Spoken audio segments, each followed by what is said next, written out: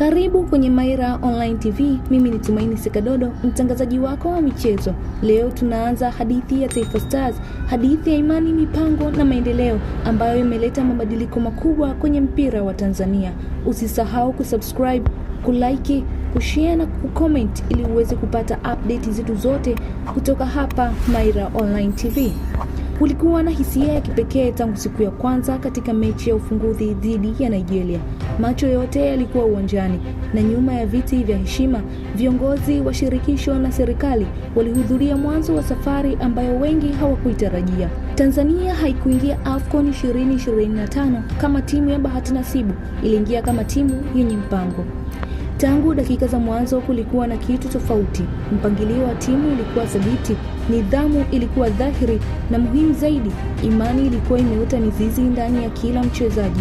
Miguel Gamondi hakuja na kelele nyingi, alikuja na falsafa. Aliahidi kujenga timu itakayopambana, itakayoheshimu mchezo na itakayoamini kuwa ina nafasi ya kushinda hata mbele ya vigogo wa Afrika. Na ndivyo ilivyokuwa. Kila mechi ilikuwa vita. Kila mpira ulikuwa ujumbe kwamba Taifa Stars hawapo hapa kwa matembezi.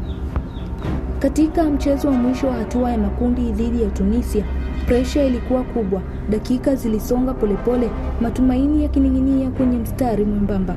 Lakini walipofungwa bao, hawakuvunjika, walinyanyuka. Kwa ujasiri na mshikamano, Tanzania ilirejea mchezoni.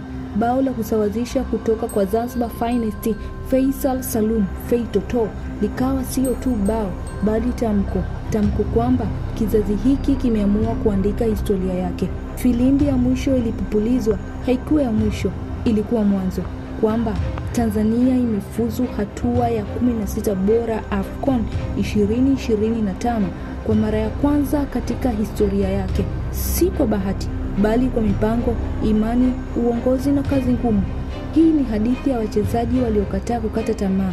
Ni hadithi ya benchi la ufundi lililoamini mchakato. Ni hadithi ya shirikisho lililotoa imani, na zaidi ya yote ni hadithi ya mashabiki wa Tanzania waliodumu kuamini hata wakati wa matumaini yalipoonekana kufifia. Safari bado inaendelea. Changamoto bado zipo mbele, lakini sasa Afrika nzima inajua Taifa Stars wapo na wamekuja kubaki. Hii ni Maira TV, Tumaini Sekadodo, tukikuongoza kwenye kila sekunde ya mzunguko wa mpira Tanzania na Afrika. Usisahau kusubscribe, kulike, kushare na kucomment ili uweze kupata update zetu zote kutoka hapa Maira Online TV. Kwaheri.